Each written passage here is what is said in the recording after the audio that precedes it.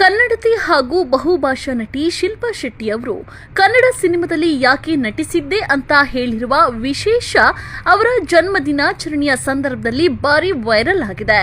ಕರ್ನಾಟಕದಿಂದ ಐಶ್ವರ್ಯ ರೈ, ದೀಪಿಕಾ ಪಡುಕೋಣೆ, ಶಿಲ್ಪಾ ಶೆಟ್ಟಿ ಸೇರಿದಂತೆ ಹಲವಾರು ಹೀರೋಯಿನ್ಗಳು ಬಾಲಿವುಡ್ನಲ್ಲಿ ಮಿಂಚುತ್ತಾ ಇದ್ದಾರೆ.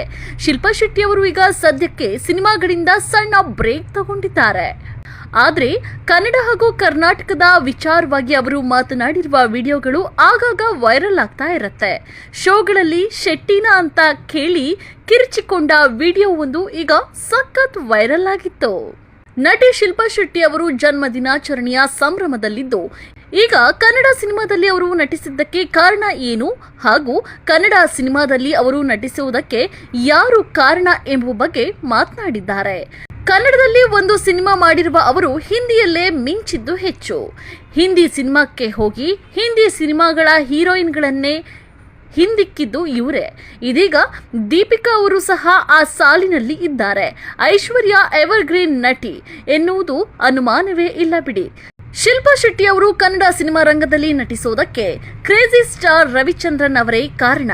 ಅದು ಹೇಗೆ ಎಂಬುದರ ಇಂಟ್ರೆಸ್ಟಿಂಗ್ ಸ್ಟೋರಿ ಎಲ್ಲಿದೆ ನೋಡಿ. ಕ್ರೇಜಿ ಸ್ಟಾರ್ ರವಿಚಂದ್ರನ್ ಅವರು ಕನ್ನಡ ಸಿನಿಮಾಗೆ ಹಲವಾರು ಘಟಾನುಘಟಿ ನಾಯಕರನ್ನ ಪರಿಚಯಿಸಿದ್ರು. ಒಂದ್ ಕಾಲದಲ್ಲಿ ಶ್ರೀದೇವಿ ಅವರನ್ನ ಕನ್ನಡ ಸಿನಿಮಾ ರಂಗಕ್ಕೆ ಕರೆದುಕೊಂಡು ಬರಬೇಕು ಎಂಬ ನಟ ರವಿಚಂದ್ರನ್ ಅವರು ಪ್ರಶ್ನಿಸಿದ್ರು. ಆದರೆ ಅದು ಯಶಸ್ಸು ಕಂಡಿರಲಿಲ್ಲ ಅಂತ ಹೇಳಲಾಗತ್ತೆ. ಆದರೆ ಶಿಲ್ಪಾ ಶೆಟ್ಟಿ ಅವರು ತುಂಬಾ ಸಂತೋಷದಿಂದಲೇ ಕನ್ನಡ ಸಿನಿಮಾದಲ್ಲಿ ನಟಿಸಿದ್ರು. ಅವರು ಕನ್ನಡ ಸಿನಿಮಾದಲ್ಲಿ ನಟಿಸಬೇಕು ಅಂತ ಕಾತರದಿಂದ ಕಾಯ್ತಿರುವಾಗಲೇ ಅವರಿಗೆ ಅದ್ಭುತವಾದ ಅವಕಾಶವೊಂದು ಸಿಕ್ಕಿತ್ತು.